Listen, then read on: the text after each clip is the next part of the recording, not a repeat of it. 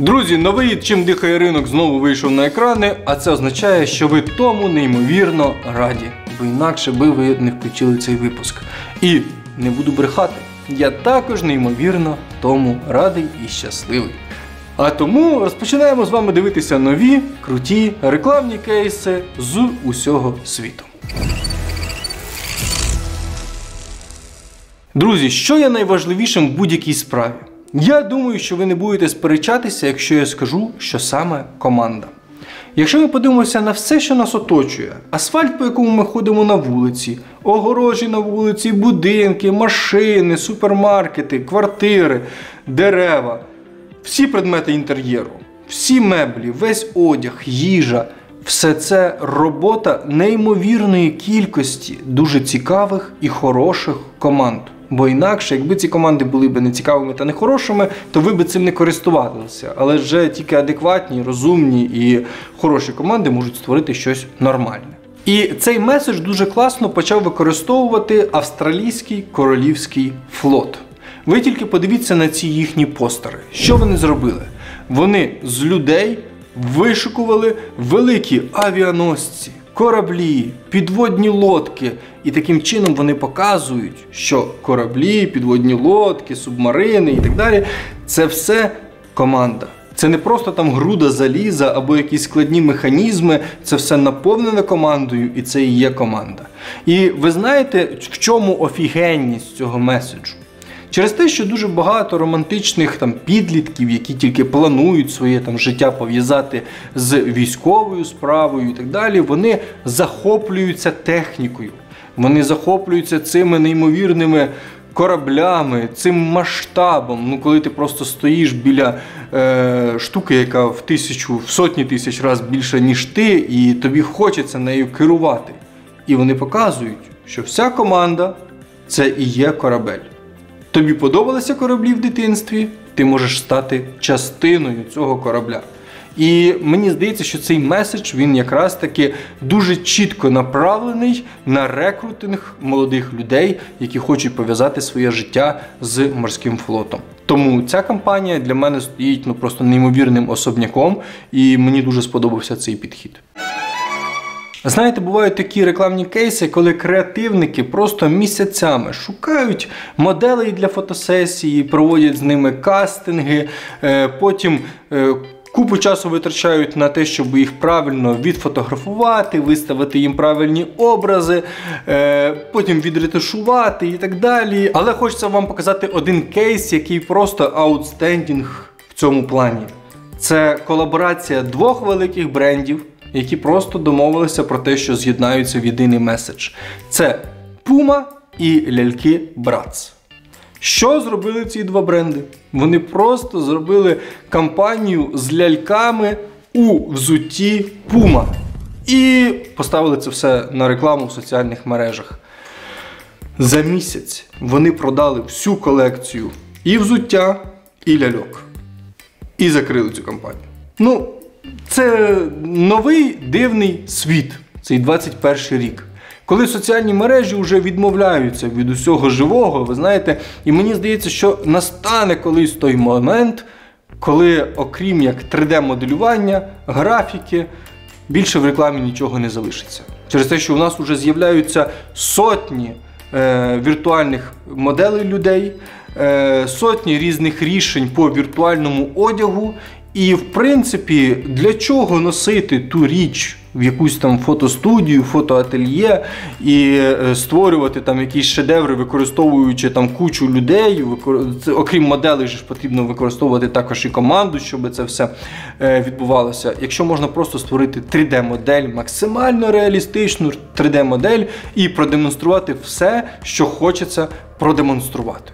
От саме таке майбутнє, мені здається, що нам готує маркетинг, і ми повинні бути до цього готовими. Тож, молоде покоління, якщо ви хочете, в принципі, пов'язати своє життя з чимось точно цікавим і тим, що не помре наступні 10-20 років, то, в принципі, графіка буде дуже непоганим вибором для вас. А наступний кейс особисто мені не подобається. Але я хотів би, щоб ви мені внесли ясність, можливо, в коментарях, через те, що я не розумію, як це працює. Ми бачимо два принти. Це реклама витяжок. Витяжок, які використовуються при готуванні їжі, ті, що витягують запахи, дим, пар і так далі. І ми бачимо зображення парфума у вигляді курки, і ми бачимо зображення парфума у вигляді часника. І типу меседж про те, що ваші речі смердять цими продуктами, а щоб вони не смерділи, ви повинні купити ось таку витяжку. В принципі, якщо ми візьмемо класичну структуру побудови реклами, то все зроблено правильно. Є якась проблема, є якийсь біль, цей біль якби очевидний, правда не знаємо звідки його взяли, що у людей смердить одяг, коли вони готують без витяжки. Правильно? Але ця витяжка є інструментом інновації для вашого будинку, і ви можете її купити, і вона буде витягувати цей весь запах, і, в принципі, ваші речі більше не будуть смердіти. Все максимально логічно. Крім одного нюансу. Мені здається, що витяжки купують в момент ремонту, в момент планування своєї квартири. Через те, що ця річ, вона специфічна і вона повинна бути підігнана під розміри кухні, під ваш дизайн, і ще під кілька якихось таких моментів, які не можна реалізувати постфактум.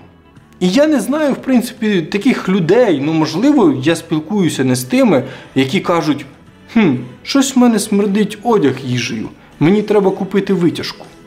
Це якийсь дуже смішний імпульс до покупки, вам не здається?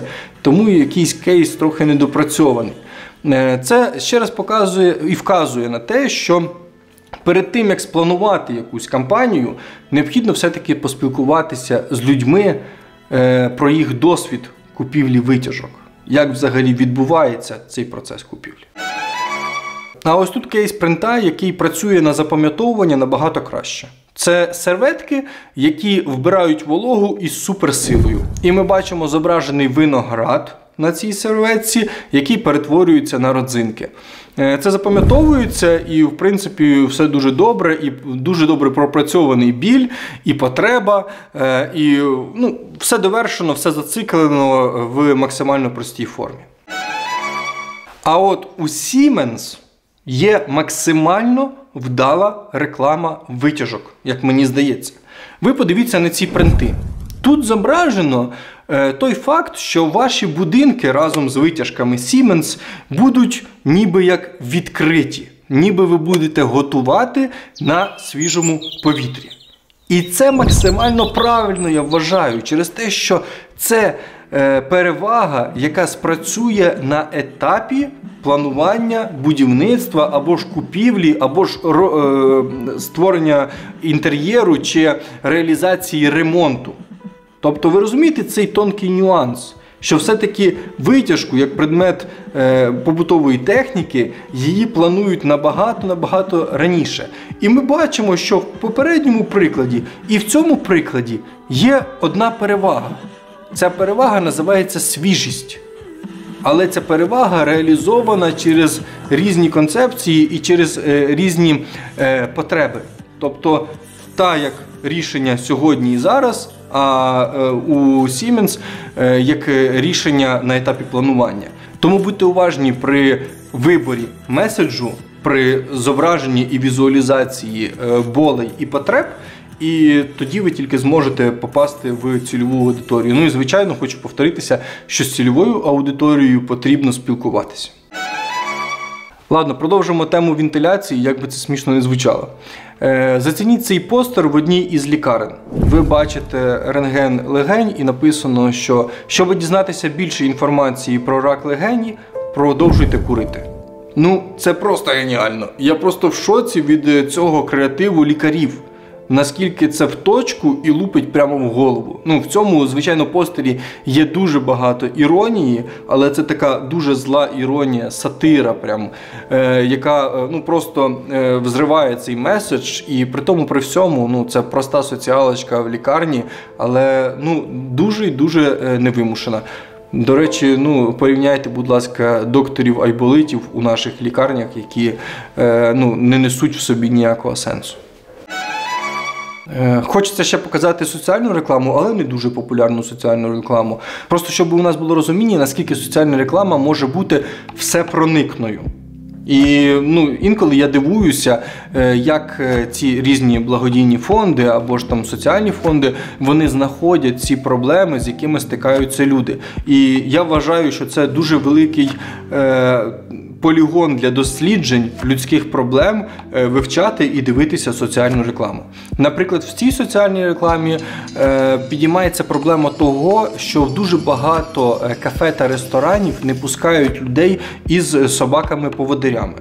І це означає те ж саме, що якби ви попросили людей залишити перед входом, наприклад, інвалідний візок або костелі, або щось подібне. Тобто це необхідна річ для людей з вадами зору. І тому собаки-поводирі повинні пропускатися всюди в усіх кафе та ресторанах. Дуже непопулярна тема, дуже вузька тема, але ви бачите, що креатив працює там також, і я думаю, що працює також дуже ефективно. І завершимо ми з вами на більш такій, позитивній ноті. Мені здається, вже другий випуск підряд ми з вами розбираємо кейси від бренду Axe. Подивіться, будь ласка, на їх нову роботу. Тут вони написали дуже класний меседж. Чим чистіше ти є, тим брудніших ти отримуєш. Тобто брудні дівчата, саме в тому сенсі, в якому ви подумали. Мені здається, що Axe маневрує завжди на цій грані об'єктивізму і сексизму. І мені здається, що там купа юристів це все перевіряють і виходить у них, дійсно професійно, не зафейлити, але дати ось таку якусь пікантну перчинку в своїй рекламі. Хочеться просто аплодувати Аксу за таку філігранну роботу в наш складний для креативників час. Все, друзі, досить на сьогодні крутих банерів. Вам треба це все перетравити. Даю вам на це все рівно 1 тиждень. Через тиждень зустрічаємося, і я вам буду насипати ще більше крутого, цікавого і гарного креативу. Підписуйтеся на цей канал, ставте лайки, пишіть коменти, натискайте дзвоники і обов'язково також доповніть свою базу знань про маркетинг в моєму інстаграмі. Я пишу там дуже круті пости про психологію маркетингу. Всіх вас там чекаю. Всім гудбай!